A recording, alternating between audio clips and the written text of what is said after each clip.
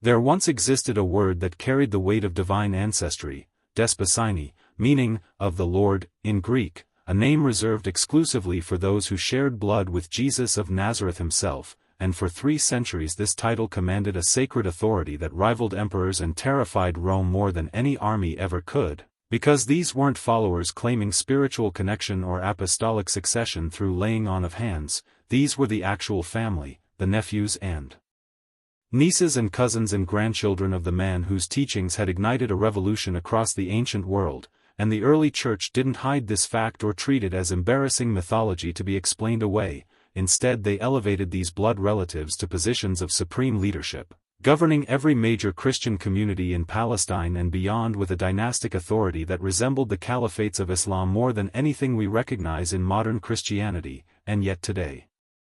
almost no one knows their names or their story. And that erasure wasn't accidental but deliberate, a calculated act of institutional power that chose empire over bloodline, Rome over Jerusalem, and in doing so severed Christianity from its most direct connection to its founder.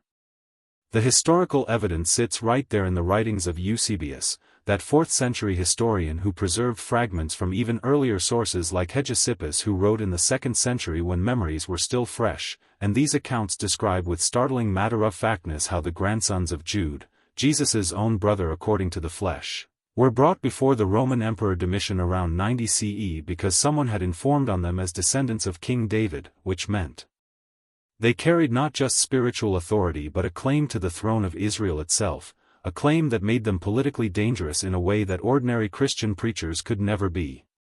The emperor questioned them about their wealth and their kingdom, probably expecting to uncover some seditious plot or hidden treasury, but these men held up their calloused hands and said they owned nothing but a small plot of land worth maybe 9,000 denarii, which they worked themselves, and when Domitian asked about the kingdom of Christ they explained it wasn't earthly or temporal but heavenly and angelic, something that would appear at the end of the world when Christ returned in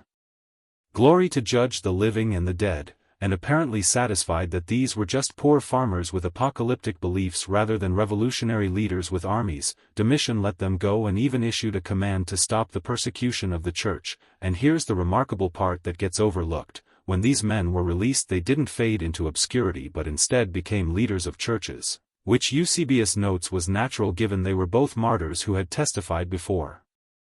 the emperor and also relatives of the Lord, and they continued in these leadership roles all the way through the reign of Emperor Trajan, which lasted until 117 CE. This wasn't some fringe tradition or apocryphal legend that later Christians invented to add mystique to their origins. This was documented historical fact acknowledged by the early church historians who had no reason to fabricate such details, and the desposyne didn't just lead 1 or 2 obscure congregations but governed the entire network of Jewish Christian churches across Palestine, each community headed by someone who bore one of the traditional family names like James, Joseph, John,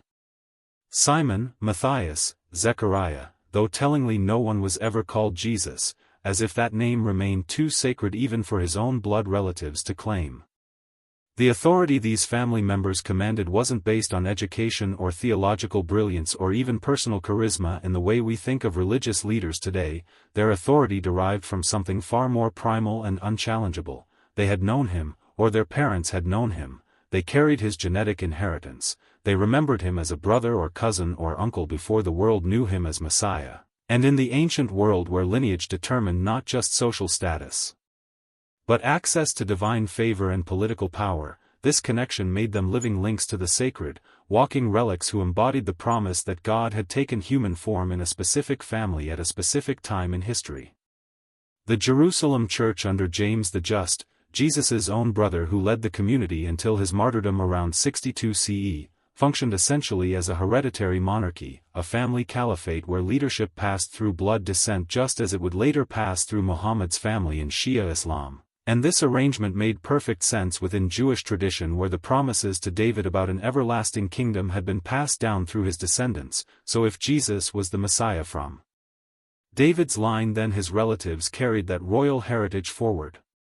After James was thrown from the temple wall and beaten to death for his beliefs, the leadership passed to Simeon son of Clopas who was Jesus's cousin, and again this succession went to a family member, not to Peter or Paul or any of the apostles we hear so much about. And Simeon led the Jerusalem church for decades through some of the most tumultuous periods in Jewish history, including the destruction of the temple in 70 CE and the complete devastation of Jerusalem, and he was eventually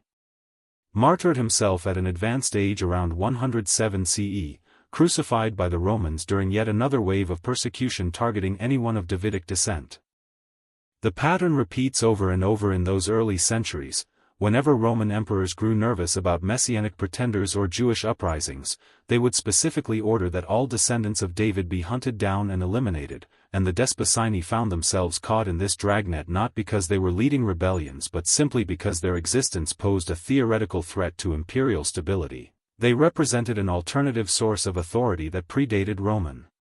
Christianity and couldn't be controlled through the normal mechanisms of church hierarchy that Rome was building. After the Bar Kokhba revolt in 135 CE, the Emperor Hadrian expelled all Jewish Christians from Jerusalem and closed the church there, attempting to sever the connection between Christianity and its Jewish roots, but the Despacini didn't disappear. They scattered to other regions, took on Roman names to avoid persecution, and when conditions improved they returned and reopened the Jerusalem church, maintaining their bloodline leadership even as the wider Christian movement increasingly shifted toward Gentile converts who had no connection to Judaism or to Jesus's actual family.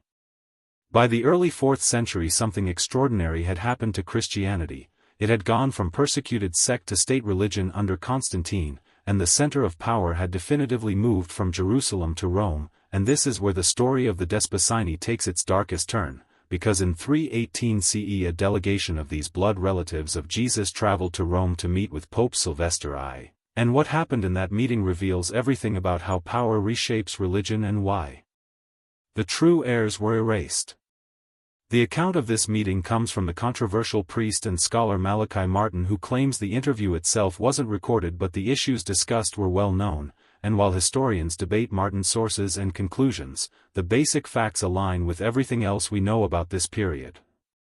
The Despacini delegation, possibly led by a man named Hoseas who was the eldest of the Jewish Christian leaders, came with specific demands rooted in centuries of tradition. They wanted Sylvester to revoke his appointment of Greek bishops in Jerusalem, Antioch, Ephesus, and Alexandria and replace them with Despacini bishops from Jesus's own family. They wanted the practice of sending monetary support to Jerusalem as the mother church to be resumed, and they wanted the reintroduction of Jewish law,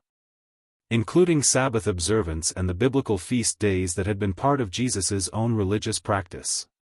These weren't unreasonable requests if you believed that Christianity should remain connected to its Jewish origins and that the family of Jesus held a special claim to leadership, but Sylvester had something the Despacini didn't have: Roman imperial backing, the full weight of Constantine's empire behind his authority, and he dismissed their claims with what sources describe as regal curtness, telling them that the mother church was now in Rome where the bones of Peter were kept, and insisting they accept the Greek bishops to lead them because Rome had decided the message of Jesus would be couched in Western terms by Western minds on an imperial model, and in that single meeting the Jewish Christianity represented by Jesus's own family was declared obsolete and irrelevant to the future of the faith. The theological implications were devastating, but so were the practical ones, because Sylvester and Rome weren't just choosing a different interpretation of doctrine, they were severing Christianity from the very people who could trace their identity back to the man himself, erasing the last institutional memory that Jesus had been a Jewish teacher who observed Jewish law and whose kingdom message had emerged from centuries of Jewish messianic expectation, and replacing all of that with a Gentile church that saw Jewish practices as burdensome remnants of an outdated covenant. Within decades of that meeting the Despacini began to disappear from history, hunted by Roman garrisons who treated them as outlaws, starved out as they lost their small farms and couldn't adapt to life in the empire's big cities, demographically erased through low birth rates and the constant attrition of persecution, and by the early 5th century they had effectively ceased to exist as a coherent group. Their bloodlines diluted or ended, their special status forgotten, their once sacred name. Despacini surviving only in obscure passages of ancient church histories that almost no one reads. Some scattered descendants probably did continue in various forms, their identity gradually lost over generations, and here's where the story intersects with all those legends about secret bloodlines and hidden dynasties, because if Jesus did have children through a wife, perhaps Mary Magdalene as some traditions claim, or perhaps someone else whose name was lost. Then those descendants would have been considered the most sacred of all the Despacini, and they would have had the greatest motivation to hide their identity, as Christianity became increasingly hostile to the idea that Jesus might have been married or might have passed on his messianic role through biological offspring rather than spiritual succession. The Cathars in medieval southern France, who were slaughtered in the Albigensian Crusade of the 13th century, reportedly guarded secrets about Jesus and Mary Magdalene, and while much of what's claimed about them is speculation or outright fabrication, the violence directed against them, 40,000 crusaders sent by Pope Innocent III to completely annihilate their communities, suggests Rome perceived them as a threat to something fundamental about church authority. The legends about Jesus going to France, about the Merovingian dynasty carrying his blood, about secret societies like the Priory of Chaumont protecting hidden gospels, most of this is historically unsupported myth-making that became popular through books like Holy Blood, Holy Grail, and The Da Vinci Code, but these stories emerged from a genuine historical gap, from the fact that we know the Despacini existed and led churches and then vanished, and the human imagination rushes in to fill such gaps with narratives of conspiracy and suppression. The documented truth is actually more interesting than most of the fiction because it reveals how institutional power operates. Rome didn't need to hunt down every single descendant of Jesus or burn their genealogies in secret vaults. Rome just needed to make their authority irrelevant, to shift the basis of church leadership from bloodline to apostolic succession, from family heritage to doctrinal conformity, from Jerusalem to Rome, and in 3 centuries they accomplished this so thoroughly that most Christians today have never even heard the word Despacini despite it appearing in the oldest church histories we possess. The erasure teaches us something profound about how religions evolve and how movements founded by charismatic individuals eventually separate from those individuals' actual families, because families are messy and unpredictable and might interpret the founder's teachings differently than the institution wants, whereas apostolic succession and church hierarchy can be controlled and shaped to serve the interests of those in power. Think about how different Christianity might have looked if the Despacini had retained their leadership. It would have remained firmly rooted in Jewish practice, Sabbath would still be the holy day rather than Sunday, the law would still matter, Jesus would be understood as a Jewish Messiah fulfilling Jewish prophecy rather than as the founder of a new religion that rejected his own people's traditions, and authority would flow through genetic descent rather than through ordination by bishops, who trace their power back through a chain of hands laid on heads over centuries. The church that emerged from Rome's victory was brilliant in many ways, spreading across the entire known world and preserving certain aspects of Jesus's message while adapting it to new cultures and contexts, but what was lost in that process was the anchor of family memory, the corrective influence of people who could say, "I remember what my grandfather who knew him told me he actually meant by that parable." The organic connection between Jesus the historical person and Christ the theological concept. When Paul writes in his letters that he didn't receive his gospel from any human being but directly through revelation from Christ, he's setting up a model of authority that bypasses Jesus's actual family and the Jerusalem church they led. He's saying you don't need to have known Jesus or be related to Jesus or even agree with Jesus's family about what his teachings meant. You just need the right spiritual experience and the right theology, and that model won. It became the foundation of Christianity as we know it, but in winning it erased the people who held the most intimate and unchallengeable claim to understanding who Jesus actually was. The tragedy isn't just historical, it's personal. Imagine being the great-great-grandson of someone whose teachings changed the world, maintaining that heritage through generations of poverty and persecution, traveling hundreds of miles to Rome to explain to the Pope why your family's leadership matters, and being told by a man who never met your ancestor that your 3-century-old connection is now less important than his political alliance with an emperor, that the church has moved on and you and your Jewish customs and your bloodline authority no longer serve the mission of an institution that wants to become Roman and Greek and universal rather than Jewish and particular and rooted in one family story.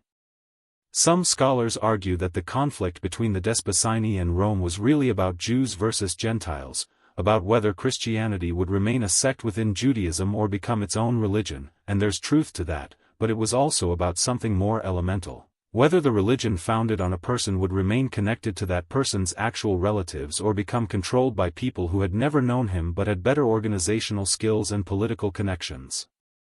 In Islam, this same tension exists between Sunni and Shia, between those who believe leadership should go to the most qualified regardless of lineage and those who believe Muhammad's family carries a special authority, and perhaps it's inevitable that every major religion must face this question of whether prophetic bloodlines matter. But in Christianity's case, the bloodline was eliminated so completely that most believers don't even know it existed, don't know that for 300 years every major church in Palestine was governed by someone who bore Jesus's family name. The deeper question lurking underneath all of this is what happens to truth when power decides it's inconvenient. The Despacini weren't heretics preaching a different gospel, they were the family. Their existence was a documented historical fact acknowledged by everyone including their opponents, but their erasure from popular memory was so complete that even mentioning them today sounds like conspiracy theory to most Christians. Sounds like New Age speculation or Dan Brown fiction rather than basic early church history found in texts like Eusebius that are considered mainstream historical sources.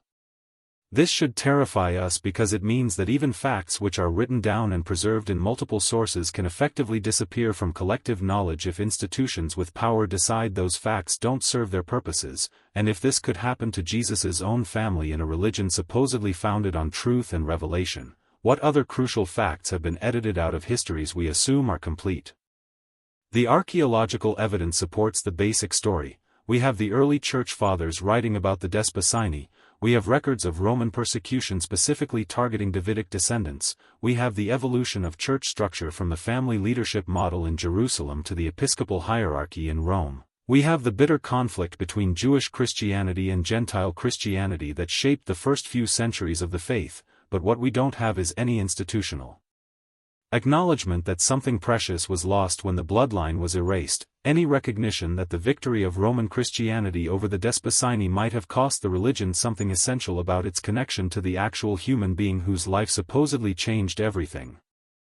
The New Testament itself shows traces of this conflict if you know what to look for. Paul's tense relationship with the Jerusalem church, his insistence that he doesn't need their approval or their version of Jesus's teachings, the way the Gospels handle Jesus's family with awkwardness or even hostility in some passages as if they're embarrassed by the claims his relatives might make, the strange fact that James, the brother of Jesus who led the Jerusalem church for decades, gets barely a mention in Acts despite being one of the most important Christian leaders of the first century. All of this suggests an editorial process that was already beginning to minimize the family's role even as the New Testament was being compiled, preparing the ground for their complete erasure centuries later. What Sylvester did in 318 was just make explicit what had been building for generations, that Christianity had outgrown its origins, that the family was now inconvenient to an institution with imperial ambitions, that blood mattered less than bureaucracy, that Jerusalem would be subordinate to Rome, and that anyone who objected to this new order would be dismissed as clinging to an outdated Jewish version of a faith that had evolved beyond its founders' ethnic and familial particularity into something universal and Roman and divorced from the specific historical circumstances of Jesus's life. You can feel the echoes of this decision in every aspect of modern Christianity, the way it has often been used to justify empire and colonization, the way it separated from Judaism so completely that Christians could persecute Jews for centuries while claiming to follow a Jewish Messiah, the way church authority became about who had the right credentials and appointments rather than who could trace their understanding back through lived memory to the source, the way theology replaced biography. Doctrine replaced family story, and universal principles replaced the particular experience of specific people who had actually known Jesus and carried his genes in their bodies. The bloodline didn't need to be hidden through some elaborate conspiracy, it just needed to be made irrelevant, and once that happened the practical mechanisms of demographics and persecution did the rest. And now we live in a world where people fight over doctrine and denominational boundaries while not even knowing that Jesus had brothers who had children who had grandchildren who led churches and carried the name Despacini as a badge of sacred authority for 3 centuries before Rome decided that chapter of the story was over. Maybe the true prophecy that was erased wasn't about some secret heir waiting to emerge, maybe it was the prophecy implicit in the existence of the Despacini themselves, that the kingdom Jesus proclaimed wouldn't be an abstract spiritual realm but would be carried forward by his actual family acting as living bridges between heaven and earth, between the historical person and the cosmic Christ, between what was remembered and what was revealed, and that by erasing them we erased our best chance of knowing what he actually meant by all those parables about seeds and soil, what he actually wanted when he talked about the kingdom of God, what he actually understood himself to be before theology transformed him into something his own family might not have recognized.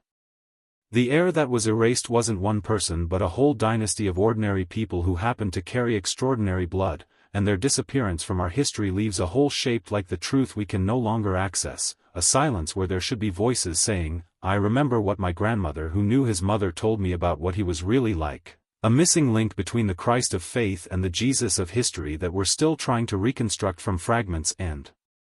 speculation, while the people who knew simply vanish into the gap between what happened and what the church decided to remember.